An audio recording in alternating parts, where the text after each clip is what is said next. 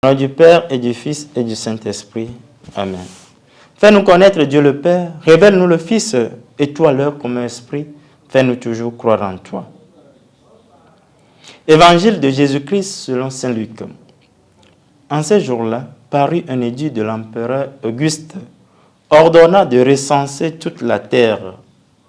Ce premier recensement eut lieu lorsque Quirinus était gouverneur de Syrie, et chacun allait se faire inscrire dans sa ville d'origine. Joseph, lui aussi, quitta la ville de Nazareth en Galilée pour monter en Judée à la ville de David appelée Bethléem, car il était de la maison et de la descendance de David. Il venait à faire inscrire avec Marie, son épouse qui était enceinte. Or, pendant qu'il était là, arrivèrent les jours où elle devait enfanter. Et elle mit au monde son fils premier-né. Elle l'emmaillota et le coucha dans une mangeoire car il n'y avait pas de place pour eux dans la salle commune. Dans les environs se trouvaient des bergers qui passaient la nuit dans les champs pour garder leurs troupeaux. L'ange du Seigneur s'approcha et la gloire du Seigneur les enveloppa de sa lumière. Ils furent saisis d'une grande crainte, mais l'ange leur dit, « Ne craignez pas, car voici que je viens vous annoncer une bonne nouvelle, une grande joie pour tout le peuple. Aujourd'hui, vous est né un sauveur dans la ville de David. Il est le Messie, le Seigneur. Et voilà le signe qui vous est donné. Vous trouverez un nouveau-né emmailloté et couché dans une mangeoire. » Et soudain, il y eut avec l'ange une troupe céleste innombrable qui louait Dieu en disant « Gloire à Dieu au plus haut des cieux et paix sur la terre aux hommes qu'il aime. » Nous sommes au 24, dimanche 24, solennité de la nativité de notre Seigneur Jésus-Christ. C'est la joie, c'est Noël, c'est la fête. Dieu s'est fait homme pour que nous soyons divinisés. Le Dieu lointain dans le ciel, au temps fixé, s'incarne dans notre humanité. Il dresse sa tente parmi les hommes dans une humble condition, dans une mangeoire emmaillotée. C'est Noël.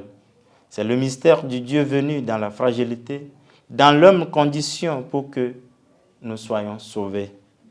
C'est ce que nous célébrons aujourd'hui, en cette nuit, en ce jour. Relevons 3 mots remarquables dans ce récit lucanien de la Nativité. Premièrement, le recensement. Jésus naît au moment où on compte dans l'Empire romain. Dieu se fait recenser. Il se fait compter parmi le monde habité. La description spatio-temporelle référant au gouverneur, au roi de l'époque, nous confirme que la nativité est un grand mystère. C'est l'avènement dans l'événement que la terre a connu. Elle a un sens très profond et marque un tournant décisif dans l'histoire de l'humanité.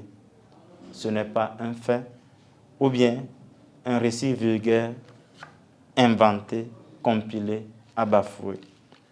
La mangeoire. La crèche ou la barque d'animaux. Ne trouvant pas de place dans la salle commune, le Christ, le nouveau-né, est déposé dans une mangeoire, lieu où les animaux trouvent leur nourriture. Dès son entrée dans notre existence, le Christ donne comme nourriture. Il ne descend pas seulement à côté de nous, mais en nous pour nous donner l'énergie. Il se fait nourriture pour nos faims et nos soifs corporelles et spirituelles de justice, de vérité. Cette naissance vient étancher nos soifs et nos faims. C'est le miracle de Noël. Les anges. La nativité est une bonne nouvelle. Elle est annoncée par les anges de Dieu aux bergers, aux pauvres, aux oubliés de la société. Le Christ même, dans sa venue, est demeuré proche d'eux. Noël, c'est pour les plus humbles. Dieu vient pour nous apprendre l'humilité. C'est l'inauguration et le déploiement du temps nouveau.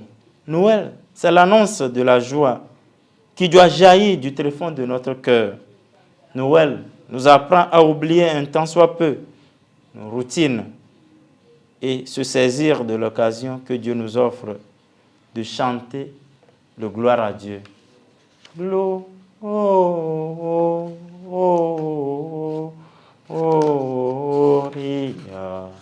in excelsis Deo. Bonne fête de Noël.